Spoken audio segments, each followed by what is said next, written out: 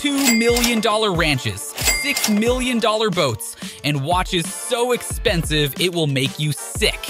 These are the stupidly expensive things UFC fighters paid for. McGregor's name has always been in the limelight for his insane skills in the octagon. But that's not all, because his crazy impulsive spending has had many of us scratching our heads at the same time.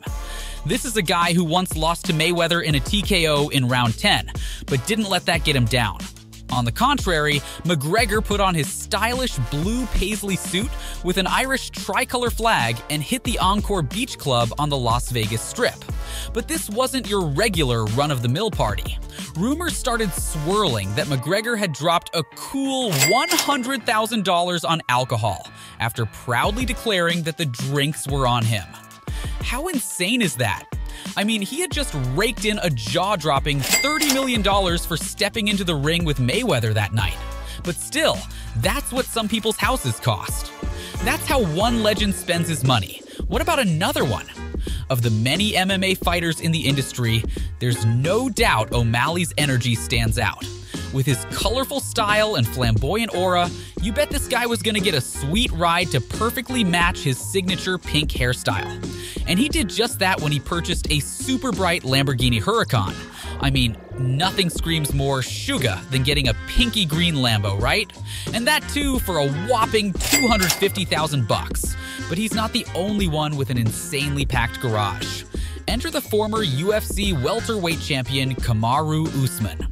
Usman's collection includes a Lamborghini Urus SUV, a Rolls-Royce Ghost, and a fully upgraded street 750 Harley-Davidson motorcycle. The total estimated cost of this garage, a jaw-dropping $1 million. Israel Adesanya was not to be outdone and treated himself to an orange McLaren 720S after his championship-winning fight, and named it Kuruma after the orange fox from the Naruto anime. And you wouldn't suspect who is the owner of these next two cars, though. A red Ferrari California T and a Mercedes AMG GT belong to the humble Khabib. If you ask me, he probably prefers driving something more off-road on the streets of Dagestan. Some UFC fighters love celebrating their money through fashion as much as they do on cars, and Conor McGregor is definitely one of them. Nothing screams begging for attention more than the time McGregor pulled off a masterful fashion stroll at a press conference in sunny Los Angeles, California. At first, we all thought he walked in, looking all dapper in what seemed to be a standard navy blue pinstripe suit, complete with a snazzy pink tie. But boy, oh boy, were we wrong. Because if you took a closer look, those stripes weren't your usual ones. In fact, they were actually the not-so-friendly words of F-U, plastered all over his jacket, vest, and pants. What's even crazier is that this outrageous suit came with a price tag of $6,500. Not only that, but Conor had to wait 12 weeks to get this suit made. I feel Israel Adesanya took more than 12 weeks to build his collection, though. Adesanya may be pretty well known for being a total beast in the cage, but the last stylebender has also built quite the reputation for his killer taste in jewelry. And he doesn't shy away from showing it. In fact, during one of his interviews, Adesanya showed up wearing $200,000 worth of jewelry. Bro is wearing a house. The most expensive piece was a striking diamond necklace, which was fashioned by famed Los Angeles jeweler Ben Baller. Hanging below that was a string of pearls, which cost the UFC middleweight champ about $60,000. Adesanya's wrist game matched the rest, because he was also sporting an $80,000 gold Rolex to complete his look. Believe it or not, that's not even his most expensive timepiece. To complete the look, Adesanya was rocking another $30,000 chain, a bracelet that's worth roughly the same, and a sparkly diamond ring, ringing in at $13,000. At this rate, we might as well just start calling him a walking, talking treasure chest. Adesanya isn't the only one with a flashy golden Rolex. They are quite popular between the fighters. One of the undisputed legends of the Octagon, John Jones, is also known for rocking a $90,000 golden day-date Rolex. Then there's Jorge Masvidal, the BMF himself. He's not one to be outdone when it comes to fighting or style. Masvidal's wrist is graced by a stunning 18K rose gold Patek Philippe Nautilus, worth a staggering $200,000. He probably checks his wrist and thinks, "I'm the baddest MFer," and my watch says the same. But the owner of the crown jewel of MMA timepieces will surprise you. Khamzat the rising star, owns a jaw-dropping $650,000 limited edition Richard Mille Yas Marina circuit, named after the iconic Formula One track in Abu Dhabi, which is funny because the watch costs more than a supercar. The watch is as unique as Khamzat's fighting style, limited to only 50 pieces worldwide. Plus, it's made out of carbon fiber to be lightweight and durable, like he is saying, "I'm here to dominate, and my watch can handle it." Some spend millions on watches and others on more sensible things, like houses.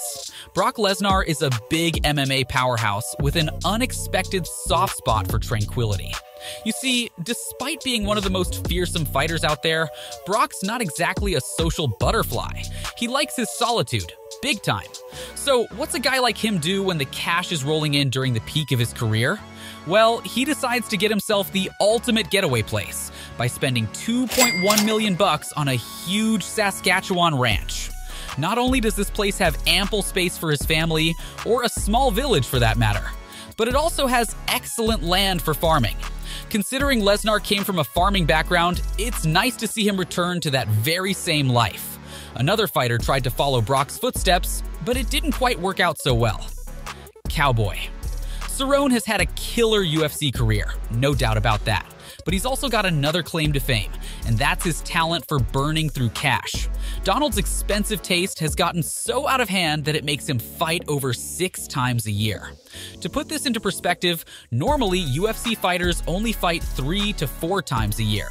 But regardless of picking extra fights, Cerrone once himself admitted that he went broke purchasing a new $600,000 house in New Mexico, and he didn't stop there. Even after getting into the red, he went ahead and remodeled the house for an additional $200,000. Guess he really put all his blood, sweat, and tears into the house, huh? Next up, diving deeper into Conor McGregor's world of luxury, it isn't just about cars and fashion, but this man also dabbles into the occasional yacht. And not just any yacht, but one of the most extravagant vessels ever. Yep, that's right. McGregor now has Lamborghini vehicles, not just for the road, but for the open waters too. Meet Supercar of the Sea, with its price tag of roughly $4 million. It's no small fry for sure. This beauty stretches out to 63 feet and is primarily built from carbon fiber. And when it comes to power, it's packing a punch with two 2,000 horsepower engines, capable of hitting a top speed of 69 miles per hour. But what truly sets it apart is that this notorious version of the yacht is custom tailored for McGregor himself.